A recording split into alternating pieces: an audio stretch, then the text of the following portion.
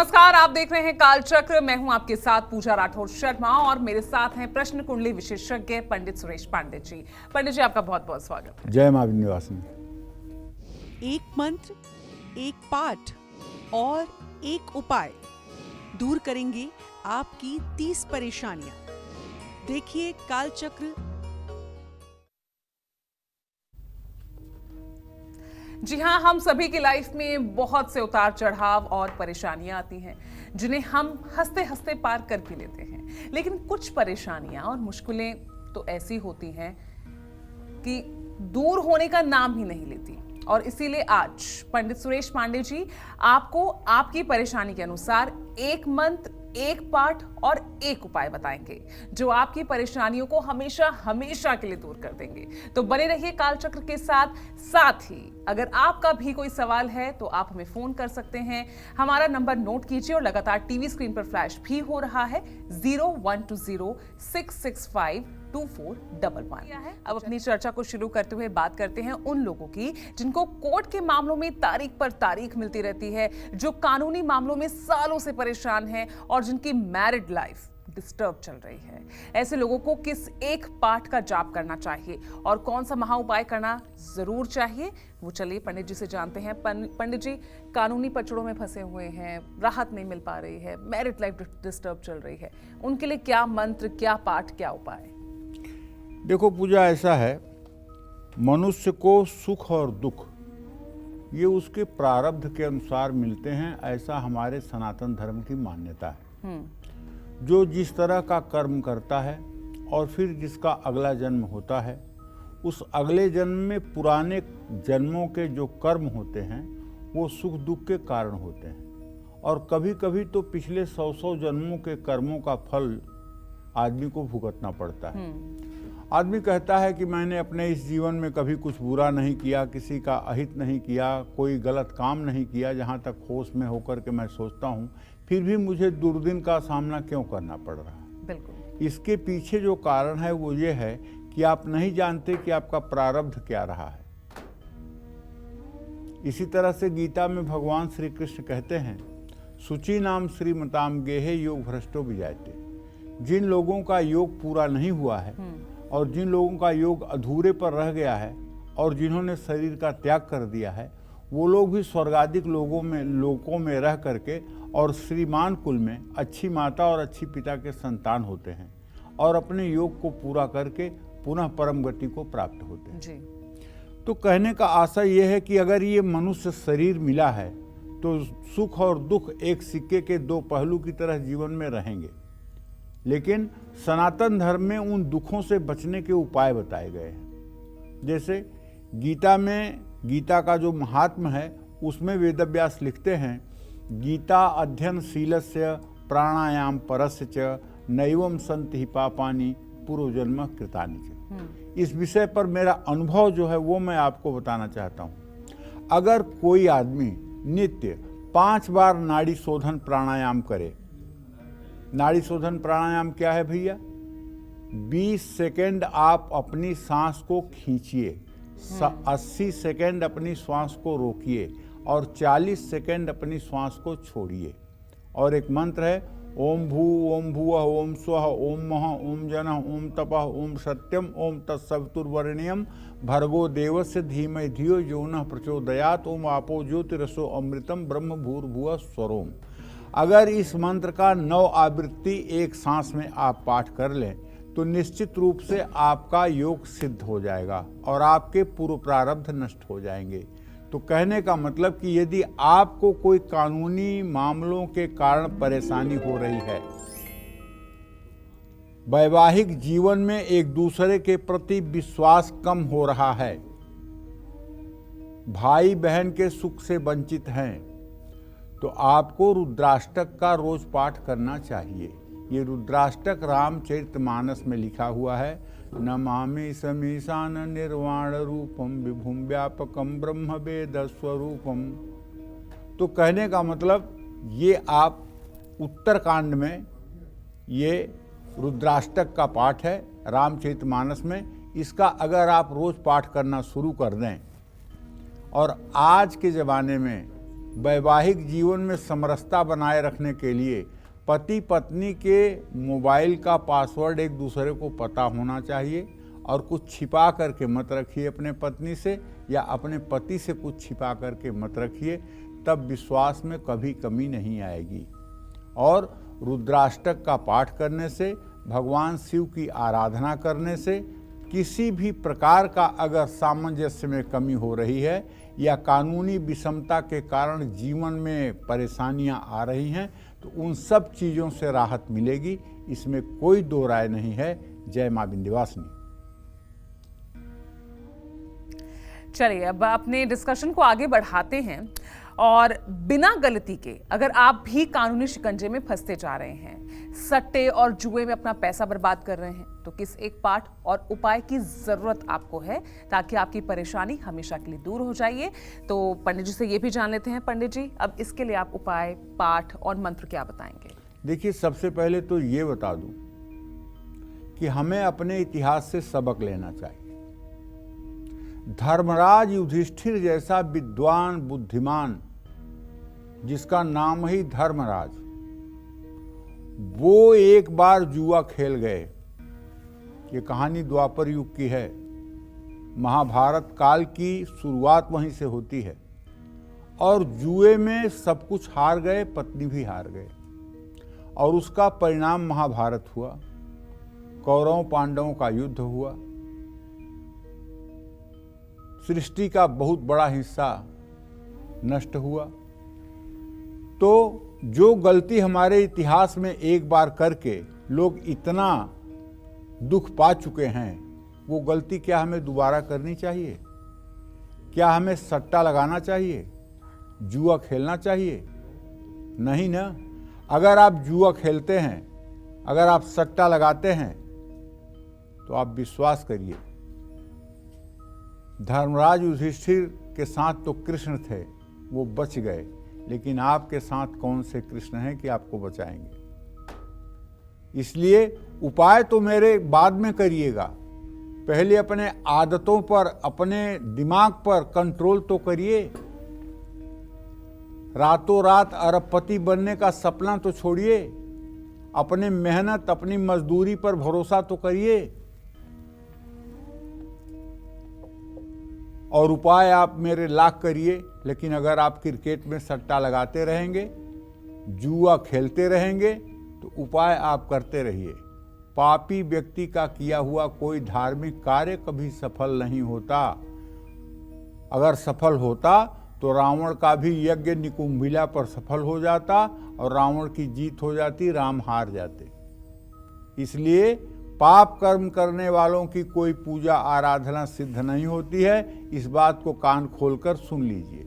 आचरण शुद्ध रहेगा, विचार शुद्ध रहेगा, कर्म सात्विक होंगे, तो पूजा उपासना आपके लिए देसी घी का काम करेगा। और यदि आचरण अशुद्ध है, कर्म शास्त्र के विपरीत है, तो चाहे जितना पूजा उपासना करिए, कोई फल नहीं मिलने वाला है। जैसे आप जंगल में रोएं और कोई सुनने वाला नहीं हो, उसी तरह से आपकी पूजा व्यर्थ जाएगी।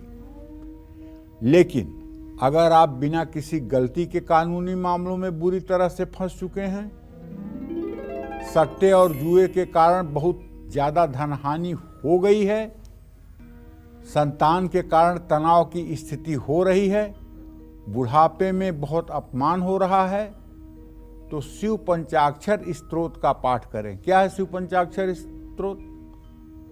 नागेंद्रहाराय त्रिलोचनाय भस्मांगरागाय महेश्वराय नित्याय शुद्धाय दिगंबराय तस्मै नकाराय नमः शिवाय। तो कहने का मतलब है, नमः शिवाय पर 5 श्लोक हैं जो पंचाक्षर कहलाते हैं। नित्य कर्म पूजा प्रकाश की किताब ले लीजिए, या स्तोत्र रत्नाकर किताब ले लीजिए, या स्तोत्र रत्नावली किताब ले लीजिए, उसमें शिव पंचाक्षर स्तोत्र है।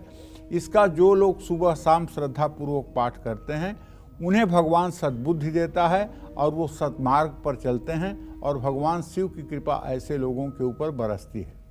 और आपको अपने पूजा घर में मोरपंख जरूर रखना चाहिए। मोरपंख रखने से नेगेटिविटी नहीं होती है, पूजा में मन लगता है और आपके मंदिर के पूजा के वातावरण में आपका पूरा ध्यान लगा रहता है और कोई अशुद्धि भी नहीं होती है। जय मां विंध्यवासिनी। फिलहाल अपनी चर्चा को आगे बढ़ाते हैं। बढ़ते कंपटीशन की वजह से अगर आपको कारोबार में नुकसान उठाना पड़ रहा है, किस्मत हमेशा आपका साथ छोड़ देती है, तो किस एक चीज का पाठ और कौन सा महाउपाय आपकी किस्मत संवार सकता है? चलिए पंडित जी से जानते हैं। पंडित जी, किस्मत साथ नहीं दे रही है, कारोबार में नुकसान हो रहा है, कैसे कोप अप किया जाए? क्या उपाय, क्या मंत्र? देखिए, जिन लोगों की जन्म कुंडली में भाग्य भाव का स्वामी 8वें भाव में, 6ठे भाव में या 12वें भाव में उपस्थित होता है, या जिन लोगों के भाग्य का स्वामी अस्त होता है, या जिन लोगों के भाग्य भाव के स्वामी पर शनि राहु केतु की दृष्टि होती है, या शनि राहु केतु भाग्येश के साथ होते हैं, ऐसे लोगों का भाग्य सचमुच में साथ नहीं देता है। या जिसके भाग्य भाव पर पापक ग्रहों की दृष्टि होती है, ऐसे लोगों का भी भाग्य साथ नहीं देता है। मेहनत करने के बाद भी व्यवसाय में नुकसान होता है, पैतृक संपत्ति का सुख नहीं मिल पाता है, और तो और अकाल मृत्यु का भय बना रहता है। तो मैं आपको बताना चाहूंगा, 12 नाग स्तोत्र का एक बार पाठ करें, श्री सुक्तम और कनक धारा स्तोत्र का पाठ करें, शिव मंदिर में धातु के बने हुए नाग नागिन के जोड़े चढ़ाएं, और सुबह शाम 108 बार महामृत्युंजय मंत्र का जप करें। और जब भी संभव हो शिवालय जाकर के शिव जी को जल, दूध, गन्ने का रस, बेलपत्र और घी का दिया जलाएं। हो सके तो बर्फी और भांग का प्रसाद चढ़ाएं। ये उपाय अगर आप कंटिन्यू 40 दिन कर लें तो आपका मंद से मंद भाग्य भी भगवान शिव की कृपा से चल निकलेगा। क्योंकि सकल अमंगल मेटनहारी, भाविहूँ मेटि सकहि त्रिपुरारी, आशुतोष तुम अवढर दानी, आरत हरहु दीन जन जानी। भगवान शिव के लिए इस संसार में कुछ भी असंभव नहीं है। ब्रह्मा ने आपकी किस्मत में जो कुछ लिखा है उसको बदलने का अधिकार सिर्फ एकमेव भगवान शिव को है, और बिना किसी संविधान संशोधन के, बिना किसी 2/3 बहुमत के भगवान शिव अकेले उसे बदल सकते हैं, और किसी भी देवी देवता की हिम्मत नहीं है कि उसमें कोई हस्तक्षेप करे या भगवान शिव से कोई प्रश्न करे। इसलिए कलयुग में भगवान शिव की आराधना करके असंभव से असंभव कार्यों को भी पूरा किया जा सकता है। अगर आप शिवालय में जाकर के या किसी तीर्थ में या किसी ज्योतिर्लिंग में जाकर के साधना करते हैं तो भगवान शिव की सचमुच में विशाल कृपा मिलती है, इसमें कोई दो राय नहीं है। जय मां विंध्यवासिनी।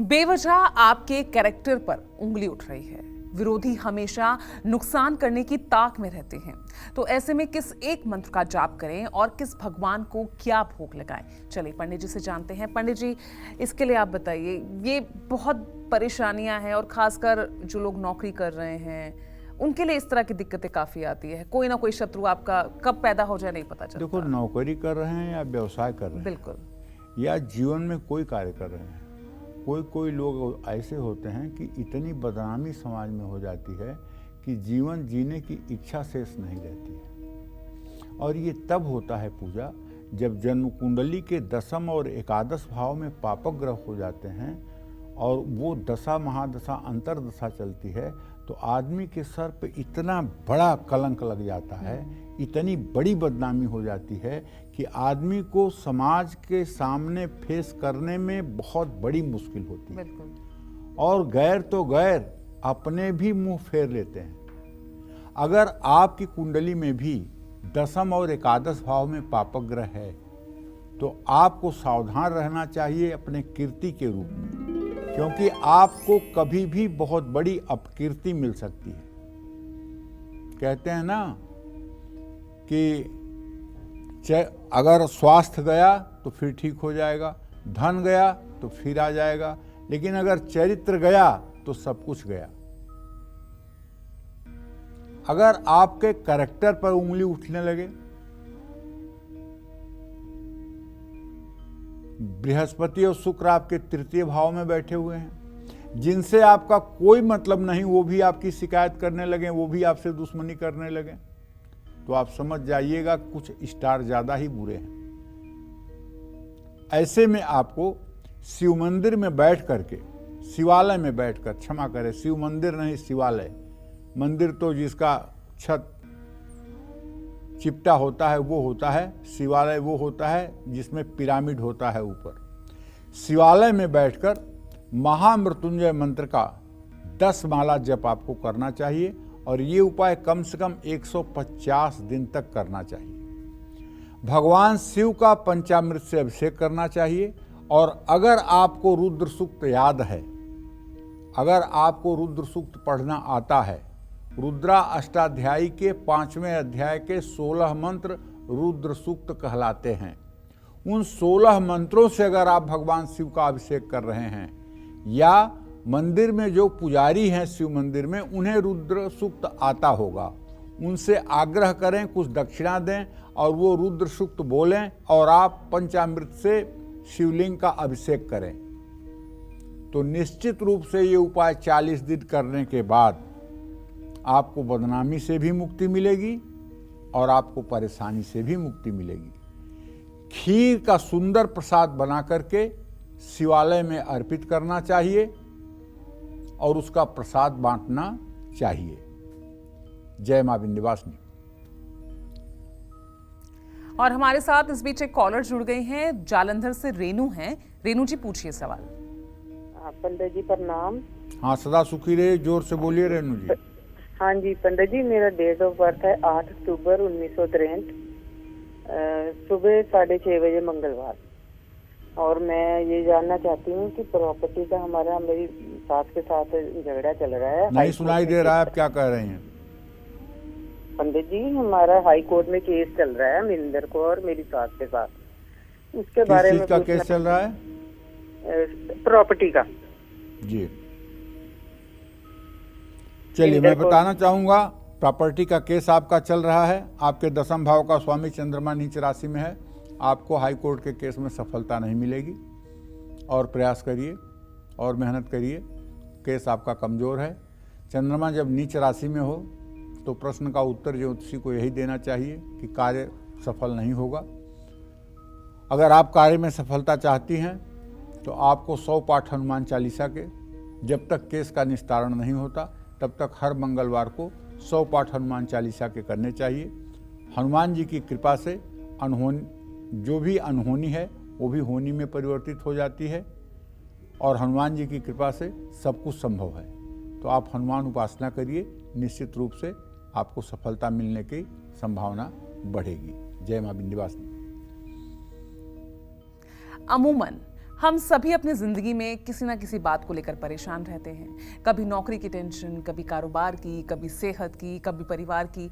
और इसीलिए आज पंडित सुरेश पांडे जी आपको आपकी परेशानी के अनुसार एक मंत्र, एक पाठ और एक उपाय बता रहे हैं जो आपकी इन सभी परेशानियों को हमेशा के लिए दूर कर देंगे और आपकी किस्मत संवार देंगे।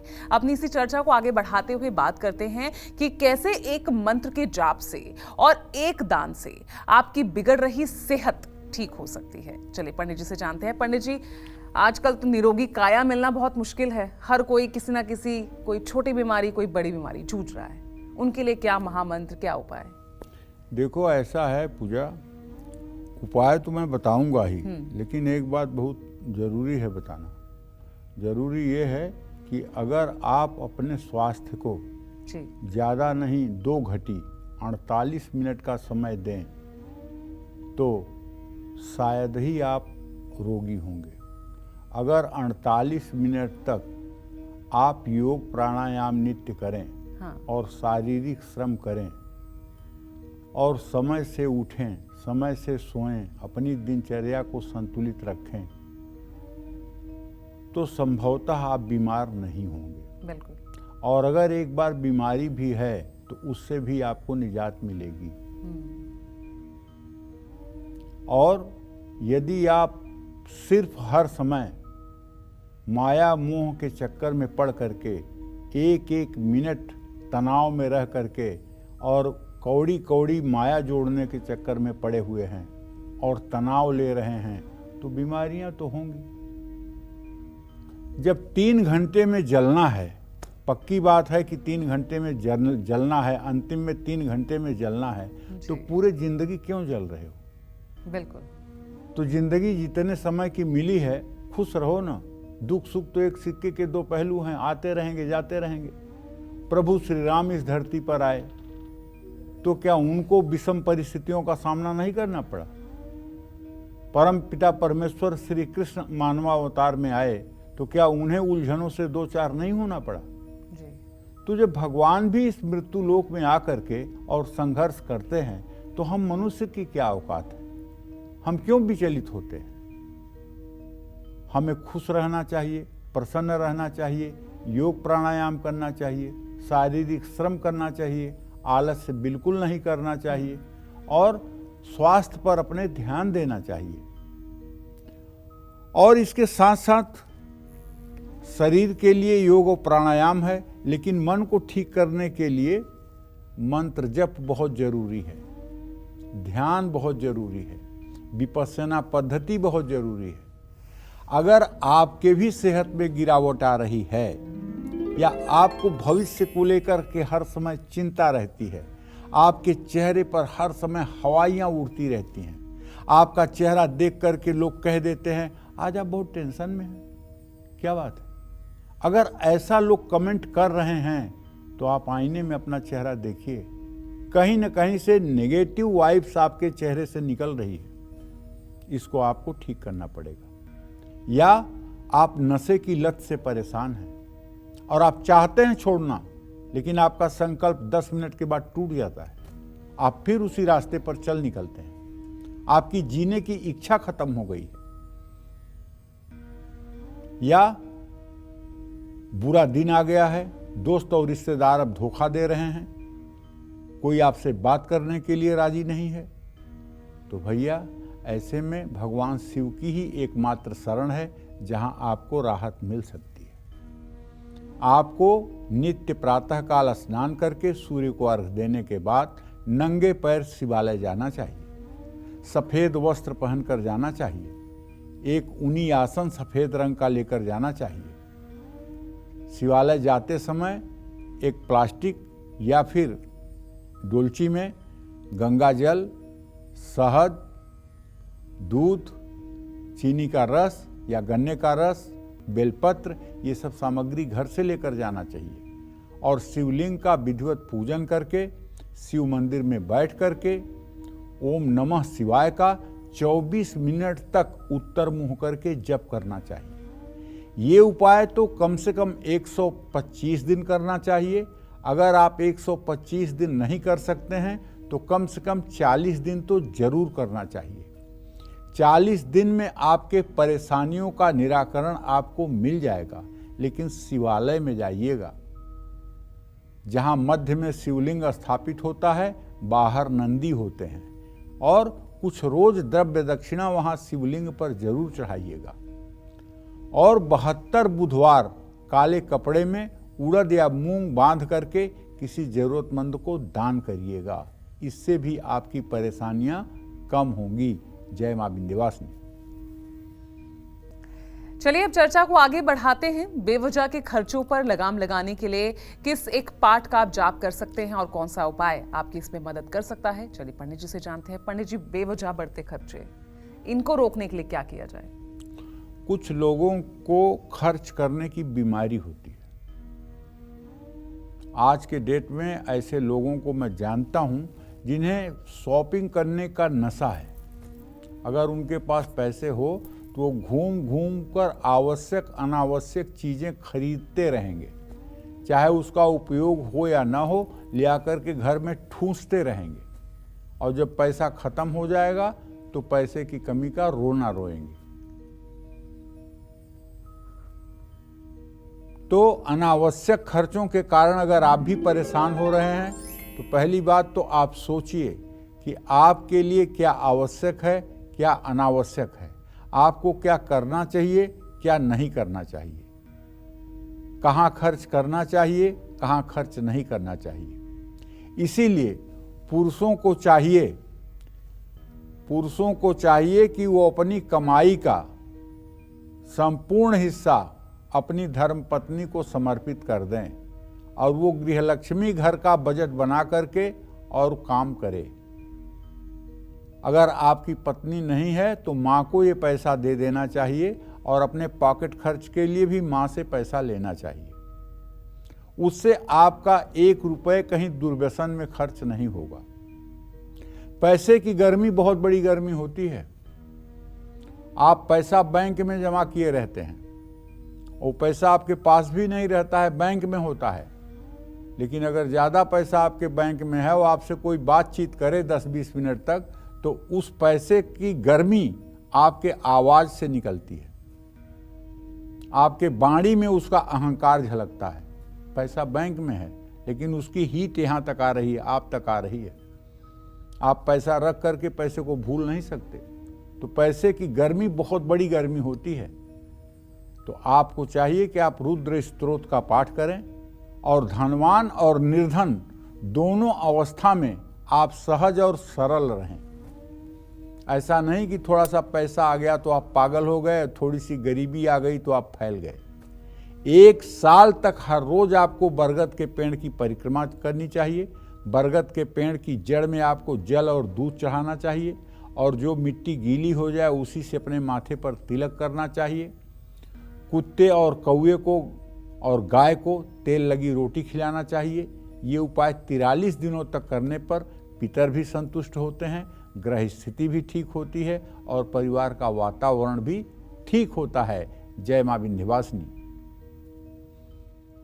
आज के समय में हर कोई अपना बेस्ट देकर प्रमोशन चाहता है ताकि आने वाले समय में उनका वक्त वो अच्छा बीते, मगर बावजूद इसके आपको जॉब में तरक्की नहीं मिल रही है। तो किस पाठ का जप हमें करना चाहिए और कौन सा उपाय करना चाहिए, चले पंडित जी से जानते हैं। पंडित जी कड़ी मेहनत कर रहे हैं प्रमोशन पाने के लिए, हर अपना बेस्ट दे रहे हैं, फिर भी नहीं हो पा रहा है कुछ।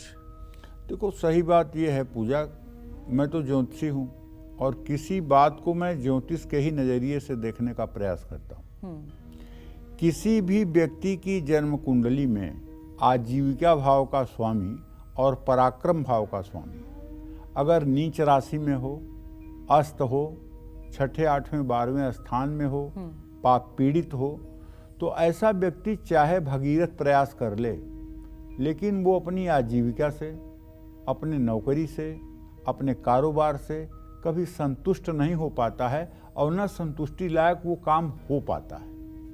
इसका कारण है कि उसके आजीविका भाव का स्वामी पीड़ित है, उसके पराक्रम भाव का स्वामी पीड़ित है। वो सही डायरेक्शन में काम ही नहीं कर पाता है, सही प्लानिंग ही नहीं बना पाता है और वो किस चीज के योग्य है इसका निर्धारण ही नहीं कर पाता जी। उसकी योग्यता क्या है, किस काम को करके वो सफल हो सकता है, वो यही डिसीजन नहीं ले पाता। तो कहने का आशय ये है कि ग्रहों को भी देखना चाहिए। यदि आपकी जन्म कुंडली का 10वें और 3 पाप पीड़ित है, निर्बल है, तो उसे ठीक करने का प्रयास करना चाहिए। तब नौकरी में भी सफलता मिलेगी, व्यवसाय में भी सफलता मिलेगी। अगर आप बचपन से ही पिता के सुख से वंचित हैं, 10म भाव का स्वामी राहु शनि से युत है या दृष्ट है, भाग्य साथ नहीं दे रहा है, तो आपको महाकाली स्तोत्र का पाठ करना चाहिए और हर दिन सूर्य को अर्घ जरूर देना चाहिए और सूर्य को अर्घ देकर कम से कम 108 बार, अगर नहीं कर सकते हैं तो कम से कम 24 बार गायत्री मंत्र जरूर बोलना चाहिए। सूर्य की उपासना करने से अगर पिता की सेहत खराब भी है तो पिता की सेहत ठीक हो जाती है। अगर सूर्य आपका नीच राशि में नीच नवांशक में है और आप अपने पिता के आज्ञाकारी पुत्र बन जाएं और पिता को प्रसन्न करने की कोशिश करें तो सूर्य ग्रह अपने आप ठीक हो जाता है। पिता की संतुष्टि ही सूर्य ग्रह का ठीक होना है।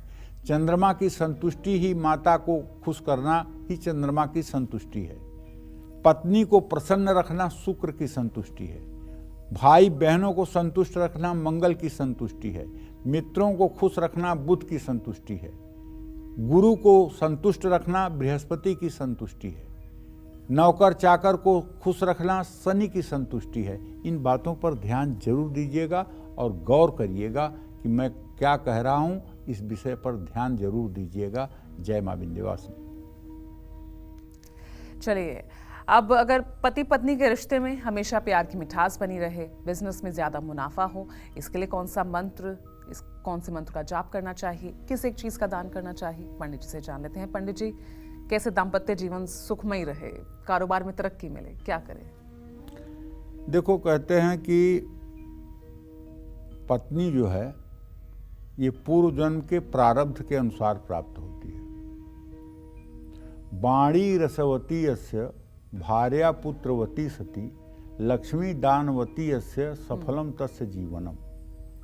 जिसके बाणी में मिठास हो, बाणी रसवती यस्य भार्या पुत्रवती सती, और जिसकी पत्नी बेटों वाली हो और सती और पतिव्रता हो।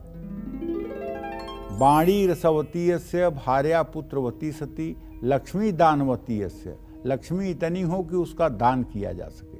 सफलम तस्य जीवनम, उसी का जीवन इस दुनिया में सफल है। और अगर आपके जीवन में वैवाहिक जीवन में तनाव है, कारोबार में बदलाव करने के बाद भी सफलता नहीं मिल रही है, तो शिव मंदिर में बैठकर भैया कम से कम 24 मिनट तक ओम नमः शिवाय का जप करिए। अपने त्रिकुटी पर जो है भगवान शिव का कर्पूर वर्ण में, एकदम गौर वर्ण में ध्यान करिए। 11 नारियल मंदिर में दान करिए। अपने सिरहाने 11 मोरपंख बांध करके रख दीजिए और उसी बेडरूम में रोज सोते समय एक घी का दिया जलाकर, गाय के घी का दिया जलाकर तब सोने जाइए। दिया ऐसी जगह पे जलाइए ताकि उससे कोई चीज़ जलने का भय ना रहे, और दिया अगर ईशान कोण में जलाया जाए तो ज़्यादा अच्छा होगा। जय मां विंध्यवासिनी। चलिए आगे चर्चा को बढ़ाते हैं। तो प्रॉपर्टी में प्रॉफिट हो, पढ़ाई में सफलता पाने के लिए किस जगह किस चीज का पाठ करें और किस एक चीज का दान करें, पंडित जी से जानते हैं। पंडित जी बताइए। देखो, प्रॉपर्टी बहुत बड़ी चीज है। लोग पूरे जिंदगी नौकरी करते रह जाते हैं, व्यवसाय करते रह जाते हैं, लेकिन घर हो नहीं पाता है। होता है तो बिक जाता है, किराए पर रहने के लिए मजबूर रहते हैं, 2-2 साल पे घर बदलना पड़ता है। ये बड़ी पीड़ादायक स्थिति होती है। मैं तो ये कहूँगा कि अगर आपके घर का सपना हर कोशिश करने के बाद पूरा नहीं हो पा रहा है, तो उपाय तो मैं बताऊँगा ही, लेकिन एक ऐसा उपाय बताऊँ कि जो ब्रह्मास्त्र हो जाए। तो आप विंध्यवासिनी जरूर जाइए, और विंध्यवासिनी जाइएगा। माँ विंध्यवासिनी का दर्शन करने के बाद काली खोह में महाकाली का मंदिर है, वहाँ जाइएगा, और वहाँ काली जी का दर्शन करने के बाद रोपवे पे चढ़ करके ऊपर जाइएगा पहाड़ पर। वहाँ आप देखेंगे ना, हजारों घर पत्थर के बने हुए हैं। वहाँ गिरे हुए जो पत्थर हैं पहाड़ पर, उन पत्थरों को उठाकर आप भी एक घर बनाइएगा। और अगर ये उपाय आपने 2-3 बार कर दिया तो आप विश्वास करिए 24 महीने के अंदर आपका भी घर होगा। अगर आपके कारोबार में अस्थिरता है, पढ़ाई में सफलता नहीं मिल रही है, संपत्ति को नुकसान हो रहा है, तो शिवलिंग के सामने बैठकर शिव चालीसा का पाठ आपको 10 बार करना चाहिए, और साबुत मसूर का दान आपको किसी हनुमान मंदिर में करना चाहिए। जय मां विंध्यवासिनी। आजकल हर इंसान कहीं ना कहीं पढ़ाई से, मकान से, गाड़ी या बाकी चीजों के लिए कर्ज लेता रहता है, लेकिन इसे चुकता करने में बहुत सी परेशानियां सामने आती है। अब ऐसे में किस मंत्र का जाप करना चाहिए, कौन सा उपाय करना चाहिए, चलिए पंडित जी से जानते हैं। पंडित जी, देखा जाए तो आज हर कोई किसी ना किसी कर्ज के तले दबा हुआ है, कैसे छुटकारा पा सकते हैं? कर्ज कुछ लोगों के लिए स्टेटस सिंबल है। बड़े रोब से लोग कहते हैं, मैं एक फोन कर दूं तो मेरे पास करोड़ों रुपए आ जाएंगे। और मेरे पिताजी कहा करते थे, गए पूत जब मांगे पाए। वो आदमी सबसे अभागा होता है जिसको आसानी से कर्ज मिल जाए। वो आदमी सबसे बदनसीब होता है जिसको आसानी से कर्ज मिल जाए, क्योंकि कर्ज अगर आसानी से नहीं मिलेगा तो आप स्वावलंबी होकर के अपनी समस्याओं का समाधान करेंगे, और अगर कर्ज आसानी से मिल रहा है तो आप चार्वाक के दर्शन पर जिएंगे। यावत जीवेत सुखम जीवेत ऋणम कृत्वा घृतम पिबेत। जब तक जियो सुख से जियो, कर्ज लेकर घी पियो। तो अगर आपके भी बच्चे रोग से परेशान हैं और कर्ज के लेन देन में नुकसान हो रहा है, तो भैया आपको ऋण मोचन मंगल स्तोत्र का पाठ करना चाहिए। अगर 1,00,000 2 लाख कर्जा है तो ऋण मोचन मंगल स्तोत्र का 7 बार सुबह शाम पाठ करने से कर्ज से आपको मुक्ति मिल जाएगी। लेकिन अगर बहुत बड़ा कर्जा है तब तो आपको गजेंद्र मोक्ष का पाठ रोते हुए करना चाहिए। इतना ज़्यादा आपके मन में भाव आए कि आपके आंखों से आंसू निकले, और राम दरबार के सामने गजेंद्र मोक्ष का पाठ करिए रोज सुबह शाम। शिव मंदिर में बैठकर ओम नमः शिवाय, ओम शंकराय नमः इस मंत्र का जप करिए, और घर के मुख्य द्वार पर चांदी का स्वास्तिक दोनों दरवाजों पर जरूर लगाइए। उस पर सिंदूर और चमेली के तेल का टीका भी लगाइए। निश्चित रूप से यह सब उपाय आपको कर्ज मुक्त होने में सहायता प्रदान करेंगे।